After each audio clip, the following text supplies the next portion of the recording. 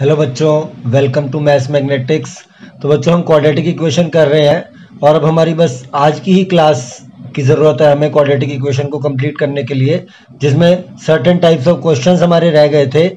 Real roots, unreal roots, इस type के question हमें करने हैं। तो उससे पहले मैं आपको थोड़ा सा क्वाड्रेटिक इक्वेशन के बेसिक्स में दोबारा से ले जाना चाहूँगा, क्योंकि बीच में हम स्टेटमेंट प्रॉब्लम करने लग गए थे, प्रैक्टिकल प्रॉब्लम। तो आपको बताया गया था कि कोई भी क्वाड्रेटिक इक्वेशन जो होती है वो इस टाइप की होती है, ax² plus bx plus c equals to 0। अब इसके लिए मैंने आपको कुछ मेथड्स बताए थे सॉल्व करने के लिए। एक तो फैक्टराइजेशन का मेथड बताया था जिसमें मिडिल टर्म स्प्लिट की जाती थी, एक डिस्क्रिमिनेंट वाला मेथड बताया था, और एक मेथड और होता है परफेक्ट स्क्वायर बनाना, बट वो सिलेबस से काट दिया गया है, तो इसलिए मैंने उसके ऊपर कोई वीडियो बनाई नहीं इस बार। तो नेक्स्ट ईयर जो स्टूडेंट आएंगे उनके लिए एक वीडियो और बना दी जाएगी, जिससे कि ये चैप्टर उनके लिए भी कंप्लीट हो जाएगा। तो देखो बच्चों, किसी भी क्वाड्रेटिक इक्वेशन को जब आप सॉल्व करते थे तो आपके पास x की दो वैल्यूज आती थी। ये आपने देखा कि जब भी किसी क्वाड्रेटिक इक्वेशन को सॉल्व किया जाता था तो x की हमारे पास दो वैल्यूज आती थी, और ये मैंने पहले दिन ही बताया था कि ये जो x की पावर होती है मैक्सिमम, उतने ही सॉल्यूशन होते हैं किसी भी इक्वेशन के। मींस अगर कोई क्यूबिक इक्वेशन होगी जहां पे x की पावर 3 आ जाएगी तो उसके 3 सॉल्यूशंस होंगे। अगर कोई बाई क्वाड्रेटिक हो जाएगी, बाई क्वाड्रेटिक का मतलब जिसमें x की पावर 4 हो जाएगी, तो उसके 4 सॉल्यूशंस हो जाएंगे। तो यहां पर क्या होगा कि अब जो आपके पास 2 आंसर्स आएंगे, जैसे फॉर एग्जांपल मैं आपके सामने एक इक्वेशन लिख के सॉल्व कर देता हूं। बहुत सारी इक्वेशन हमने ऐसी सॉल्व कर रखी हैं। x² minus 5x plus 6 equals to 0। मान लो ये इक्वेशन है। अगर आप इसे सॉल्व करना चाहेंगे, मिड टर्म ब्रेक कर देते हैं, तो x² minus 3x minus 2x plus 6 equals 0। This implies x common x minus 3 minus 2 common x minus 3 equals 0। तो जब आप इसको x की वैल्यू कैलकुलेट करेंगे तो x की वैल्यू 2 आ जाएगी और x की वैल्यू 3 आ जाएगी। लेकिन अब हमारे पास यहाँ पर जो रूट्स आ गए, यानी जो सोल्यूशन आ गया, मीन्स इक्वेशन सॉल्व हो गई और हमारे पास 2 आंसर्स आ गए इसके, जो कि दोनों आंसर्स अलग अलग हैं, डिफरेंट आंसर्स है। अब मैं आपके सामने क्वेश्चन और लिखता हूं। फॉर एग्जांपल ये वाला क्वेश्चन देखते हैं। 4x² plus 12x plus 9 equal to 0। मान लीजिए ये क्वेश्चन होता आपका। अगर आप इसकी मिडिल टर्म स्प्लिट करेंगे तो वो आ जाएगा 4x² plus 6x plus 6x plus 9 equal 0। तो इसमें से आपका 2x कॉमन आ जाएगा पहली दो टर्म्स में से, तो ये आ जाएगा 2x प्लस 3, और फिर अगली दो टर्म्स में से आपका 3 कॉमन आ जाएगा और ये हो जाएगा 2x प्लस 3 इक्वल 0। तो जब आप इसको सॉल्व करेंगे तो 2x plus 3 into 2x plus 3 equals 0। तो यहां से जब हम x की वैल्यू कैलकुलेट करेंगे, नो डाउट 2 आंसर्स आएंगे, बट दोनों आंसर आपके सेम आ गए। जिससे पहला वाला क्वेश्चन किया था मैंने, उसमें x की जो 2 वैल्यूज आई थी वो दोनों डिफरेंट आई थी, लेकिन इसमें जो x की 2 वैल्यूज आई हैं ये दोनों सेम आई हैं। तो ये हम कैसे पता लगाएंगे कि किसी इक्वेशन के जो 2 आंसर्स आते हैं वो सेम होंगे या डिफरेंट होंगे? तो इसके लिए डिस्क्रिमिनेंट में ही जाना पड़ता है आपको वापस। अब देखो मैं आपको एक और चीज दिखाता हूं, जैसे कि फॉर एग्जांपल अगर हमने फर्स्ट इक्वेशन फैक्टराइजेशन से सॉल्व करी है, अगर हम इसका फॉर एग्जांपल डी कैलकुलेट करते, एक बार आपको कंसेप्ट क्लियर करने के लिए सारी चीजें बता रहा हूं, अदरवाइज मैं सीधी कंडीशन बता सकता हूं कि क्या कंडीशन होती है रियल एंड अनइक्वल रूट्स की और रियल एंड इक्वल रूट्स की। तो देखो जैसे फर्स्ट इक्वेशन हमारी थी x² minus 5x plus 6 equal 0। तो इसमें a की वैल्यू क्या थी बच्चों 1, b की वैल्यू क्या थी -5 और c की वैल्यू क्या थी 6। तो जब हम इसका d कैलकुलेट करेंगे तो वो आ जाएगा -5 का स्क्वायर -4 इंटू 1 इंटू 6।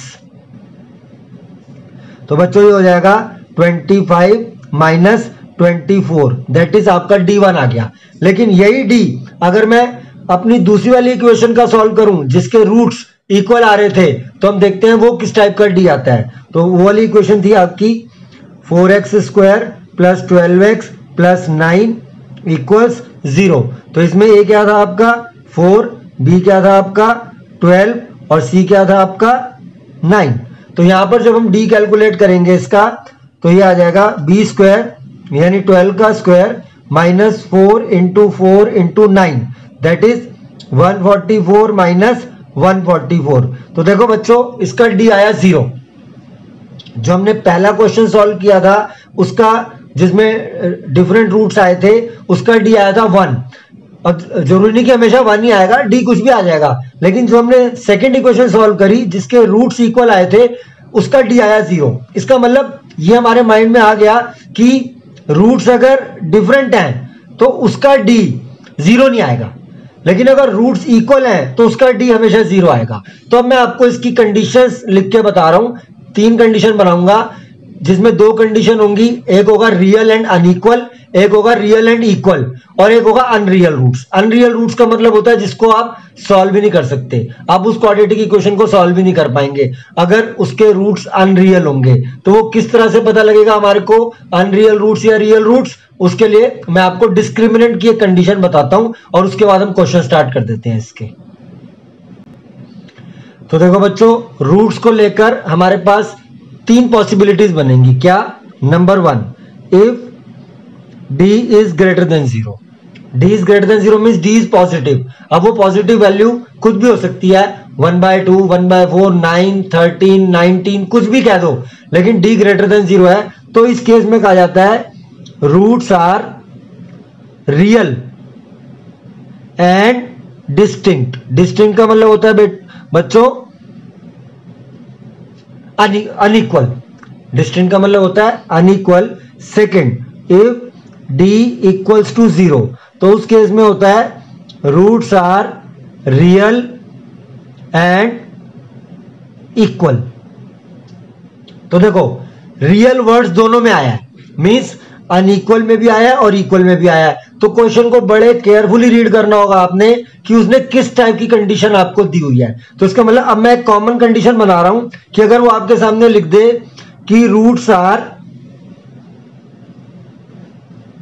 रियल, बस वो ये लिख दे अगर कि रूट्स रियल हैं, वो आपको ये नहीं बता रहा कि डिस्टिंक्ट है या इक्वल है, वो आपको क्लैरिफाई नहीं कर रहा, कंफ्यूज कर रहा है, तो कोई बात नहीं, आप भी उसे कंफ्यूज कर देना। फिर कंडीशन बनेगी d should be greater then और इक्वल टू 0। तो अगर जस्ट वो रियल वर्ड यूज करेगा तो रियल में उसने ये नहीं क्लैरिफाई किया कि रियल एंड डिस्टिंक्ट है या रियल एंड इक्वल है, तो हम इन दोनों कंडीशंस को कंबाइन कर देंगे।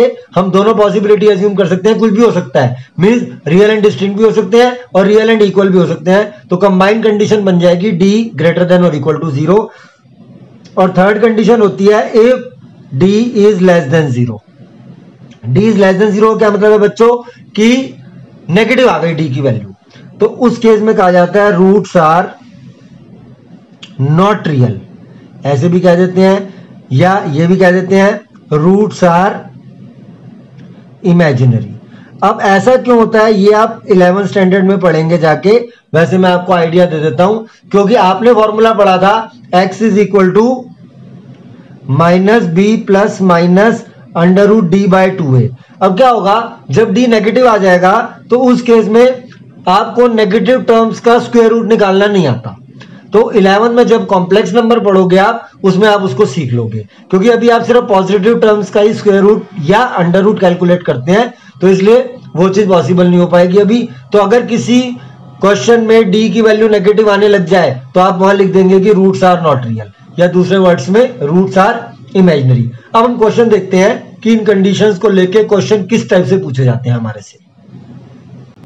तो देखो बच्चों, फर्स्ट क्वेश्चन मैंने लिख दिया है, find the value of k for which the equation has real and unequal. अभी मैंने आपको बताया था कि रियल एंड इक्वल की क्या कंडीशन होती है। तो रियल एंड इक्वल है तो वी नो दैट, इसको ऐसे लिख देते हैं, इफ रूट्स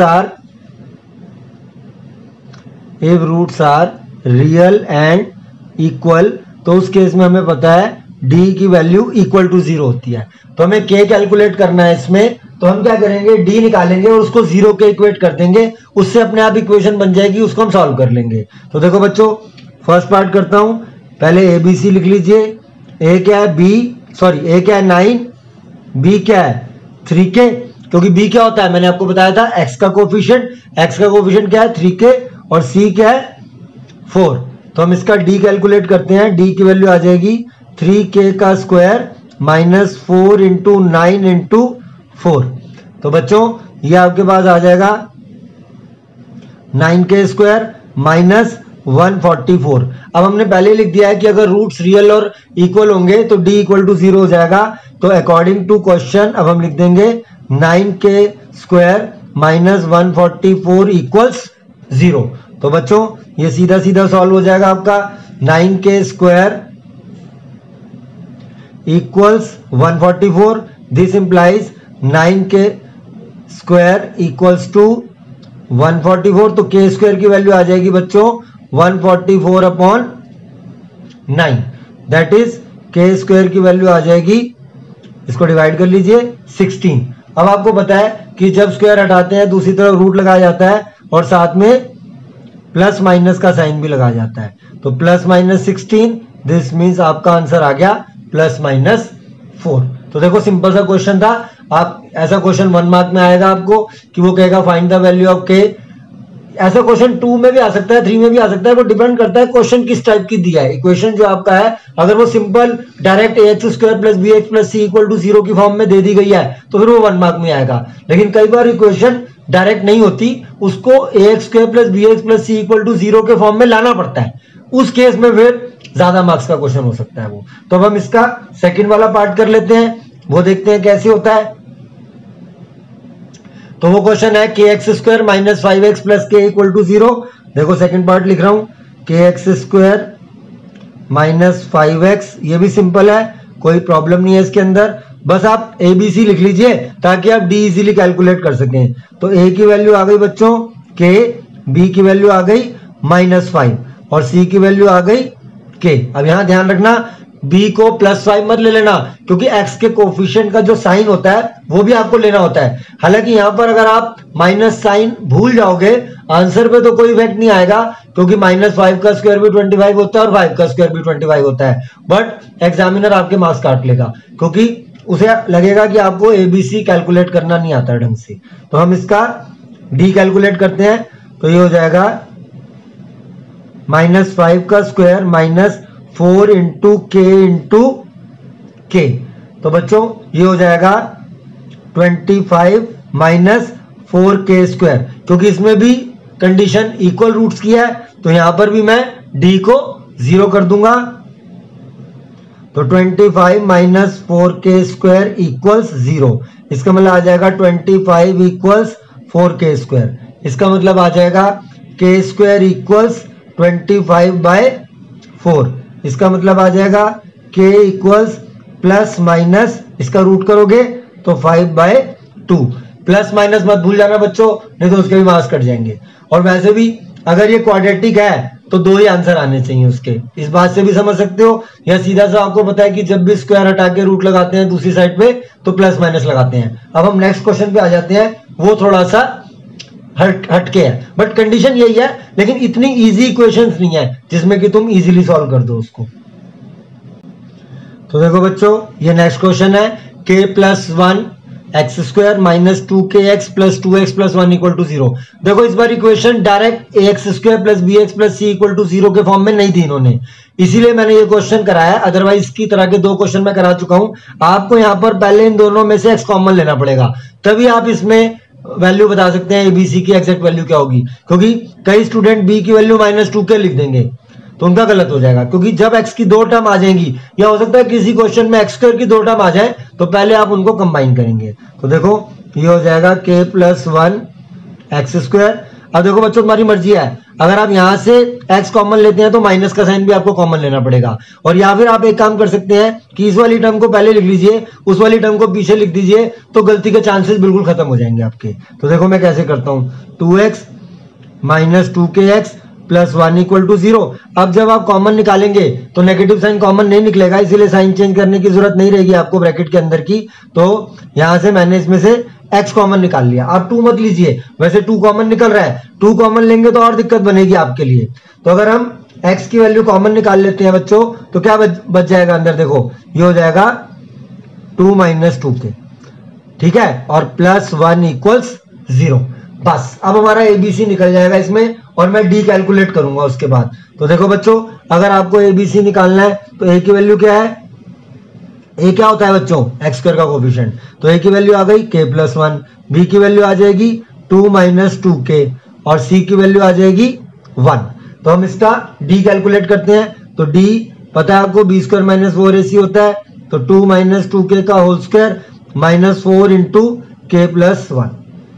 ठीक है बच्चों, सी 1 है। अब यहाँ पे आप होल स्क्वायर ओपन कर लीजिए इसका, तो ये हो जाएगा 4k square 2 to the 4 to the 8 minus 8k minus 4k और माइनस 4, ये ब्रैकेट ओपन कर दी मैंने, तो ये आपके पास हो जाएगा 4k स्क्वायर माइनस 12k और ये 4 से 4 कैंसिल। अब आपको पता है कि जब रूट्स इक्वल होते हैं तो d इक्वल टू 0 होता है, तो अब हम d को 0 ले लेते हैं। देखो बहुत ही इजी क्वेश्चन बन गया ये, क्योंकि मैंने फर्स्ट डे आपको बताया था कि अगर किसी इक्वेशन में c 0 हो गया, क्योंकि ये अपने आप में क्वाड्रेटिक है, इसका c 0 है, तो वहां पे ना तो फैक्टराइज करने की जरूरत है, सिर्फ कॉमन लेना होता है आपको। तो आप इसमें से 4k कॉमन ले लीजिए, तो ये आ जाएगा k माइनस 3 इक्वल 0।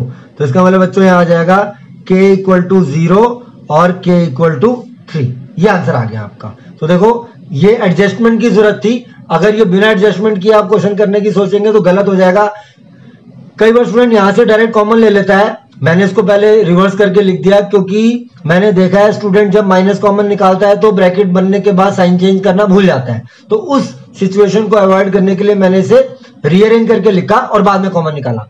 अगर तुम 2x कॉमन निकाल लेते तो अंदर 1 माइनस k बचता, उसमें भी स्टूडेंट गलती कर जाता है, क्योंकि फिर वो b की वैल्यू में 2 नहीं लेता साथ में, तो वहां पे भी उसके गलती के चांस रहते हैं। तो ये जो गलतियां हो सकती हैं मैं बताता रहता हूं साथ साथ, इसीलिए पूरी वीडियो को ध्यान से देखा करो। अगर आप अपने आप ही खुद टीचर है तो फिर आपको मेरी वीडियो देखने की क्या जरूरत है।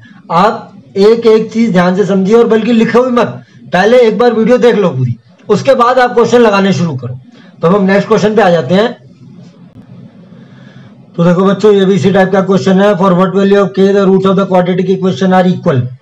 ठीक है, तो इसको भी आप कैसे करेंगे, equation direct ax square plus bx plus c equal to 0 के फॉर्म में नहीं लिखी है, तो पहले उसको लिखेंगे, अदरवाइज आपका abc गलत हो जाएगा और क्वेश्चन रॉन्ग हो जाएगा। तो ये हम लिख देते हैं kx square minus 2kx plus 6 equal 0। तो बच्चों मैंने इसको मल्टीप्लाई कर लिया। अब देखो a की वैल्यू क्या आ गई k, b की वैल्यू क्या आ गई माइनस 2k और c की वैल्यू क्या आ गई 6। तो हम इसका d कैलकुलेट करते हैं, तो हो जाएगा माइनस 2k का square minus 4 into k into 6। तो ये आ गया 4k स्क्वायर माइनस 24k। तो देखो यहां पर भी ये क्वाड्रेटिक आ गई, इसका भी c 0 है, तो बस अब मैं d 0 रखता हूं। तो जब आप d 0 रखेंगे तो 4k square minus 24k equal 0। This means आपका हो जाएगा 4k common, k minus 6 equal 0, तो k इक्वल टू 0 आ गया और k इक्वल टू 6 आ गया। तो ये दो आंसर आ गए इसके। तो देखो सेम कंसेप्ट था, सिर्फ ये इक्वेशन को मल्टीप्लाई करके करना था, इसलिए मैंने आपको करके दिखा दिया, अदरवाइज इस क्वेश्चन में कोई खास ऐसी प्रॉब्लम नहीं थी। तो एक बार मैं क्वेश्चन आपको दोबारा दिखा देता हूँ, for what value of k the quadratic equation has equal roots. तो ये इक्वेशन दी हुई है, पहले हम उसको a b c कैलकुलेट करने के लिए सिंप्लीफाई किया और उसके बाद सिंपल d निकाल के उसको 0 के इक्वेट कर दिया।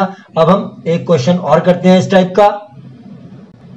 तो देखो बच्चों ये है for what value of p, क्योंकि अभी तक मैंने सारे k वाले ही क्वेश्चन कराए हैं, कहीं आप ये मत समझिए कि हमेशा k लिखा होगा, तो ये भी उसी टाइप का है। For what value of p the equation has equal roots. तो इसमें भी आपको d कैलकुलेट करके 0 के इक्वल रखना है। तो इसमें a की वैल्यू क्या आ जाएगी बच्चों p प्लस 1, b की वैल्यू क्या आ जाएगी माइनस 3 इंटू p माइनस 1 और c की वैल्यू क्या आ जाएगी माइनस p माइनस 1। ध्यान रखना c भी इस बार नेगेटिव का आ रहा है यहाँ पर, और इस नेगेटिव की वजह से बहुत प्रॉब्लम हो जाती है कई बार जब स्टूडेंट्स कैलकुलेशन ध्यान से नहीं करता।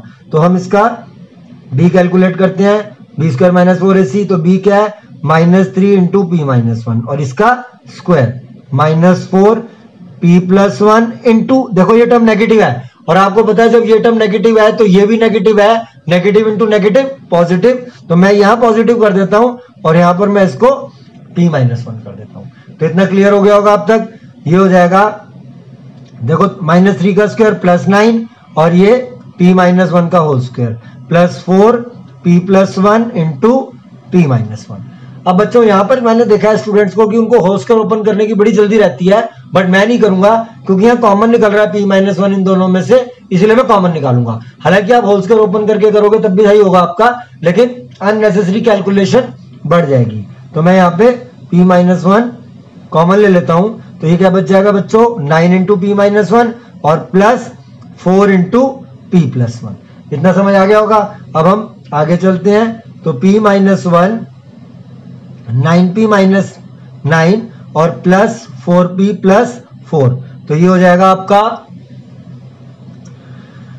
p-1 और ये देखो 9p प्लस 4p 13p और ये हो जाएगा -9 + 4 -5। तो बस इसमें भी अब आपका डी कैलकुलेट हो चुका है, फैक्टर बन चुके हैं। अब मैं डी को 0 कर देता हूं। फॉर आप ऐसे लिख देना, for equal roots d equal 0, this implies p-1 into 13p - 5 equals 0। तो बच्चों यहां से सीधी सीधी एक p की वैल्यू 1 आ रही है और एक p की वैल्यू 5/13 आ रही है। तो इस तरह से यहाँ पे हमने एक और क्वेश्चन कर लिया है। इसके बाद हम और अच्छे क्वेश्चन करने वाले हैं, अभी थोड़ी देर में बहुत ही अच्छे क्वेश्चन करेंगे और इसके बाद आज ये चैप्टर कंप्लीट हो जाएगा। तो देखो बच्चों नेक्स्ट क्वेश्चन है, if -5 is a root of quadratic equation. Root का मतलब होता है सॉल्यूशन, मींस अगर इस क्वाड्रेटिक इक्वेशन को सॉल्व करूंगा तो उसका एक आंसर -5 आएगा, इसका ये मतलब होता है। तो if -5 is a root of quadratic equation this, and quadratic equation एक और इक्वेशन दी हुई है p × x² + x + k = 0 has equal roots, और आपको ये बताया गया है कि इस क्वाड्रेटिक इक्वेशन के इक्वल रूट्स है, तो आपको k की वैल्यू निकालनी है।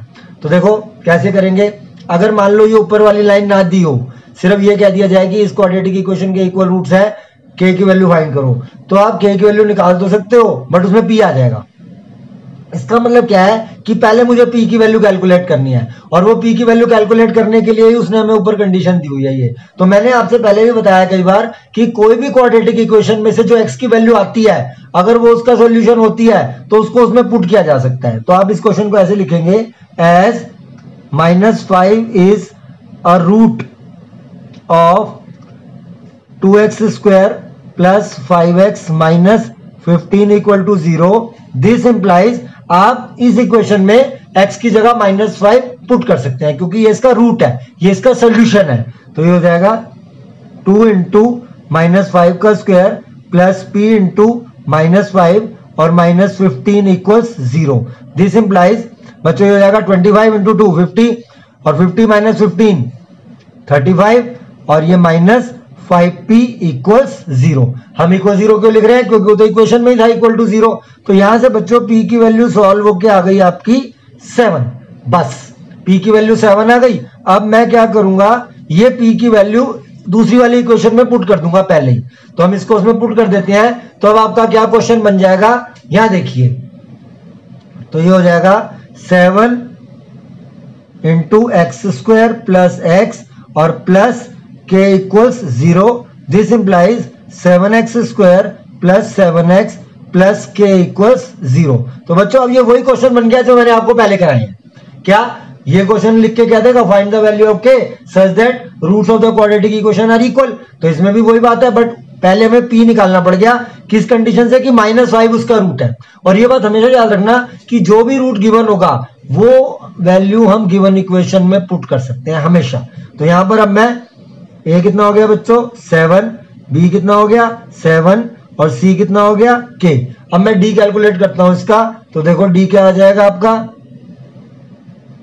तो d हो जाएगा 7² - 4 × 7 × k। और आपने क्या करना है, d को इक्वल रखना है किसके, 0 के। तो इसका मतलब हो जाएगा 49 - 28k = 0।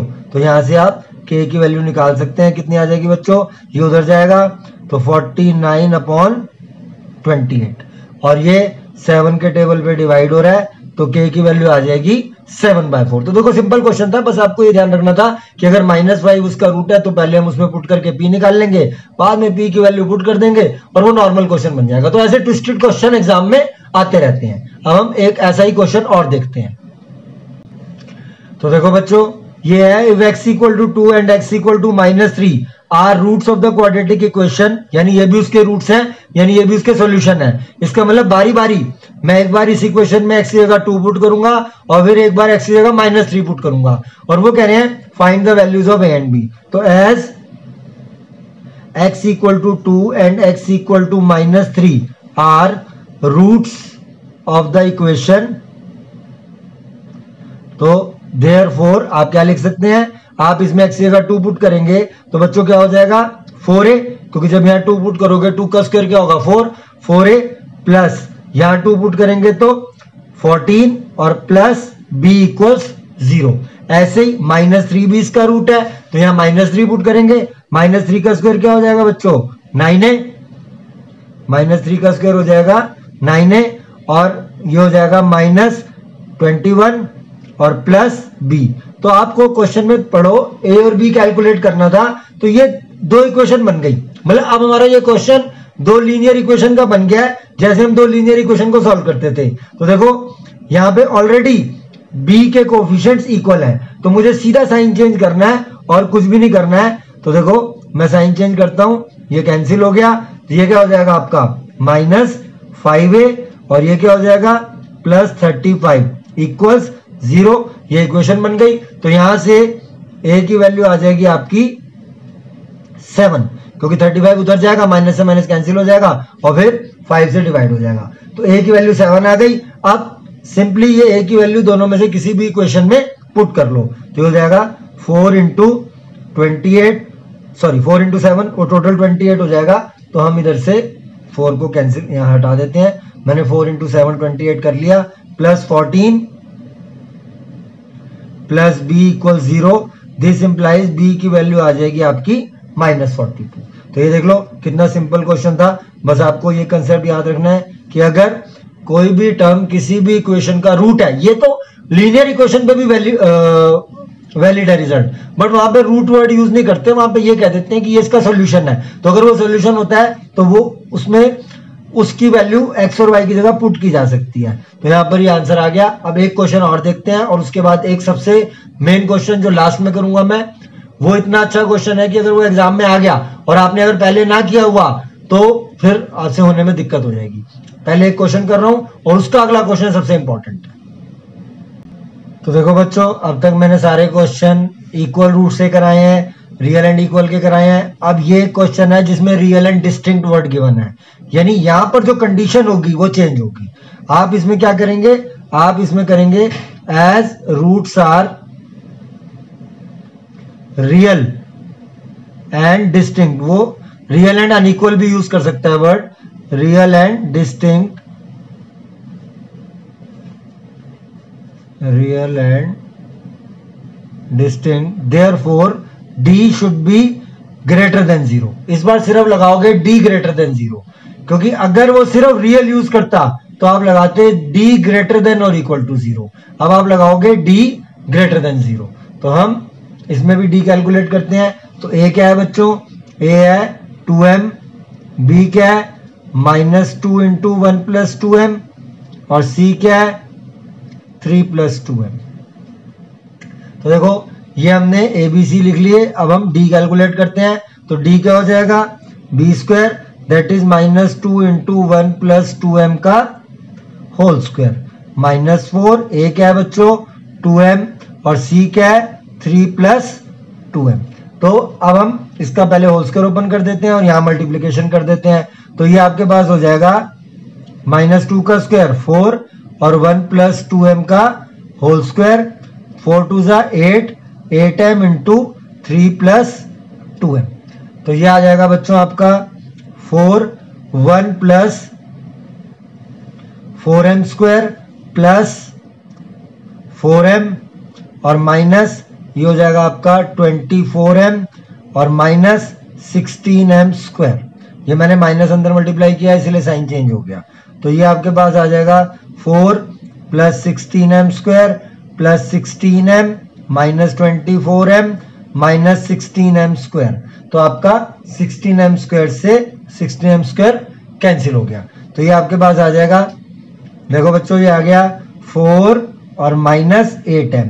इस बार कंडीशन में आप इक्वल टू 0 नहीं यूज करोगे, आप d ग्रेटर देन 0 यूज करोगे। अगर यहां पर सिर्फ रियल रूट्स होता, मींस ये डिस्टिंक्ट वर्ड ना होता, सिर्फ रियल रूट्स होता, तो मैं d ग्रेटर देन और इक्वल टू 0 यूज करता।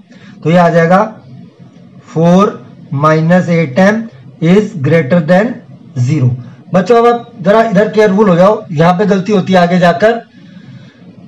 पहले 8m को वहां लाऊंगा क्योंकि आपने अभी तक इनइक्वालिटी सॉल्व नहीं की कभी। इसे इनइक्वालिटी कहा जाता है जब ग्रेटर देन या लेस देन के साइन आ जाएं। तो ये आपके पास हो जाएगा, देखो मैं ग्रीन पेन से अलग से कर देता हूं इस इनइक्वालिटी को solve. 4 is greater than 8m, 8m को मैं वहां ले गया। अब ध्यान से देखो, लेस देन का साइन किसकी तरफ है, m की तरफ, तो हम इसको ऐसे लिख देंगे 8m लेस देन 4, ये ध्यान रखो, और m लेस देन 1/2, ये आंसर आ गया आपका। अगर यहां पे सिर्फ रियल होता तो यहां लेस देन और इक्वल टू का साइन बनता। फिर आ गया समझ बच्चों। बस एक क्वेश्चन और रह रहा है, सबसे इंपॉर्टेंट सबसे अच्छा क्वेश्चन है वो मैं अब आपको कराने जा रहा हूं। और अगर वो एग्जाम में आ गया तो इस टाइप के जो क्वेश्चन होते हैं एग्जाम में वो 80 में से 15 मार्क्स के होते हैं, लेकिन वो कौन से चैप्टर में से होते हैं किसी को भी नहीं पता। कि जो एप्लीकेशन बेस्ड या जो बहुत ही सोचने वाला क्वेश्चन होता है, बहुत ही कॉन्सेप्चुअल क्वेश्चन होता है, ऐसे क्वेश्चन 15 मार्क्स के होते हैं, लेकिन कौन से चैप्टर में से होंगे किसी को भी नहीं पता। इसलिए सारे चैप्टरों को बड़े अच्छे तरीके से तैयार करना होता है अगर आप 100% मार्क्स लेना चाहते हैं तो आ जाइए वो वाला क्वेश्चन देखते हैं। तो देखो बच्चों, ये क्वेश्चन है, write the condition for the roots of the equation. ऐसी इक्वेशन दी है। इस तरह के क्वेश्चन डेंजरस होते हैं और इस तरह के क्वेश्चन की आपको प्रैक्टिस करनी है अगर आप रियली 100 मार्क्स लेना चाहते हैं, आपकी डिजायर है। जस्ट एनसीईआरटी करके मुझे पता है 80 में से 65 to 70 आ सकते हैं अगर आप 4-5 बार एनसीईआरटी कर लेंगे। बट इस तरह के क्वेश्चंस अनप्रिडिक्टेबल होते हैं, कौन से चैप्टर में से होंगे किसी को भी नहीं पता। कभी मेंसुरेशन में आ जाते हैं, कभी ट्रिगो में आ जाते हैं, कभी इसमें आ जाते हैं, कभी पॉलिनोमियल में आ जाएंगे, किसी में भी आ सकते हैं। वो कोई नहीं उसको जज कर सकता कि कौन से टॉपिक में से होंगे या कौन से चैप्टर में से होंगे। तो अब यहाँ पर आपको डी ही निकालना है। आप ये देखिए, ये पूरा आपका हो जाएगा ए। अब मैं एबीसी नहीं लिख रहा है क्योंकि ये स्मॉल लेटर्स हैं। फिर मैंने आपको एक तरीका बताया था, कैपिटल लेटर्स से कंपेयर करके कर सकते हो। ये पूरा बी है आपका और ये सी है, तो मैं स्ट्रेट फॉरवर्ड डी निकाल रहा हूं। तो ध्यान से देखिए, डी इज इक्वल टू हो जाएगा -2b इंटू ए प्लस सी का square -4a² plus b² into b² plus c²। तो देखो बच्चों, ये मैंने पहला स्टेप लिख दिया है, बहुत ही केयरफुली देखना है आपने इस क्वेश्चन को। ये -2b का स्क्वायर हो जाएगा 4b², तो ये हो जाएगा, थोड़ा इधर से लिखते हैं ताकि आगे जगह मिल जाए वरना पेपर छोटा पड़ जाएगा। ये हो जाएगा 4b², ये आ जाएगा a प्लस सी का whole square -4a² plus b² into b² plus c²। तो देखो बच्चों, अब मल्टीप्लीकेशन स्टार्ट कर रहा हूं मैं यहाँ पे, एकदम अटेंटिव हो जाओ। ये हो जाएगा 4b², यहां हो जाएगा a² plus c² plus 2ac। मैं चाहूं तो ये पॉज करके पूरी कैलकुलेशन कर दूं, बट मैं आपको समझाना चाहता हूं इस कैलकुलेशन को, इसीलिए कर रहा हूं मैं। तो देखिए, यहाँ पे a प्लस बी का होल स्क्वायर ओपन कर दिया। अब ये ब्रैकेट मल्टीप्लाई करनी है, तो ध्यान से एकदम, ये हो जाएगा माइनस, मैं नीचे करता हूं इसके, अब ध्यान रखना ये ब्रैकेट उससे अलग होगी। ये हो जाएगा -4, ये हो जाएगा a² b² plus a² c² plus b4 और आपका आ जाएगा प्लस b² c²। तो देखो बच्चों, ये आ गया मल्टीप्लिकेशन करके। अब इधर आ जाते हैं हम। तो यहाँ पे आपका देखिए 4 कॉमन निकल रहा है, पहले 4 कॉमन निकाल रहा हूं। अब मैं एक साथ का स्टेप करूंगा, ध्यान दो, b को अंदर मल्टीप्लाई भी कर दूंगा और 4 मैंने कॉमन ले लिया है। तो देखो क्या हो जाएगा, ये हो जाएगा b² a² plus b² c² plus ये हो जाएगा आपका 8b² ac। अब देखो ये 4 जा चुका है और ये ब्रैकेट ओपन कर रहा हूं, सारे साइन चेंज हो जाएंगे। तो हो जाएगा -a² b² minus a² c² minus b4 और माइनस ये आपका हो जाएगा b² c²। तो देखो काफी इरिटेटिंग होती है इस तरह की कैलकुलेशंस। अब आपका ये ए स्क्वायर बी स्क्वायर से ए स्क्वायर बी स्क्वायर कैंसिल और बी स्क्वायर सी स्क्वायर से बी स्क्वायर सी स्क्वायर कैंसिल। अब आपके पास देखो कौन कौन सी टर्म बचती है। ये हो जाएगा आपके पास 4 पहले से ही बाहर है। ये हो जाएगा, तो देखो बच्चों माइनस भी कॉमन ले लेते हैं, उससे आपको एक बेनिफिट हो जाएगा। ये हो जाएगा B4, ये देखिए माइनस बाहर ले लिया इसलिए प्लस हो गया, ये इसका भी माइनस बाहर चला गया तो ये हो जाएगा प्लस ए स्क्वायर सी स्क्वायर। और यहां पर एक टर्म बच जाएगी आपकी, ये हो जाएगी, देखिए यहां से 4 बाहर ले लिया था हमने तो ये 2 बचेगा आपका, तो ये हो जाएगा आपका। अब प्लस है ये क्योंकि माइनस बाहर हो चुका है, -2 बी स्क्वायर ए सी। अब देखो बच्चों यहां पर इस क्वेश्चन की मेन ट्रिक है, बड़े ध्यान से देखो। ये हो जाएगा -4, मैं B4 को लिख सकता हूं बी स्क्वायर का स्क्वायर, अभी तक कोई दिक्कत नहीं होगी आपको। और ए स्क्वायर सी स्क्वायर को लिख सकता हूं ए सी का स्क्वायर, और इसको लिख सकता हूं -2 बी स्क्वायर। मैं वो वाला काम कर रहा हूं जो आपने 8th में किया होगा, जिससे आपको समझ में आ जाए। ये मैंने इसका बना लिया, देखो ए स्क्वायर, ध्यान से देखो, A square plus B square -2ab। तो बच्चों A square plus B square -2ab क्या होता है? ये होता है a माइनस बी का होल स्क्वायर।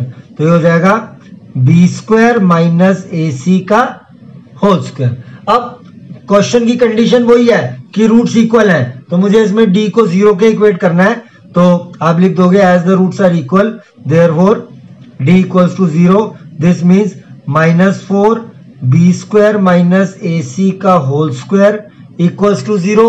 ये डिवाइड हो गया सारा आगे, तो हो जाएगा B square minus A C का होल स्क्वायर इक्वल 0। अब आप दोनों तरफ रूट ले लो, तो जब आप दोनों तरफ रूट ले लोगे तो ये हो जाएगा B square minus A C equal 0, तो बी स्क्वायर इक्वल्स ए सी। उसने कहा था राइट द कंडीशन, तो देखो बच्चों क्वेश्चन में क्या कहा था, राइट द कंडीशन। कंडीशन क्या आ गई आपकी, ये आ गई बी स्क्वायर इक्वल्स ए सी। इसका मतलब अगर मैं इस क्वेश्चन के अंदर बी स्क्वायर की जगह ए सी पुट करके इक्वेशन बना के उसको सॉल्व करूंगा तो उसके रूट्स इक्वल आएंगे। तो बच्चों ये था क्वाड्रेटिक इक्वेशन, मैंने कंप्लीट कर दिया आपका क्वाड्रेटिक इक्वेशन। अब मुझे IIT JEE मेन के कुछ क्वेश्चन डालने हैं, तो कुछ दिनों तक शायद वीडियो नहीं बना पाऊंगा, फिर जैसे टाइम मिलेगा वैसे ही वीडियो बनाऊंगा। ओके बच्चों, बाय बाय।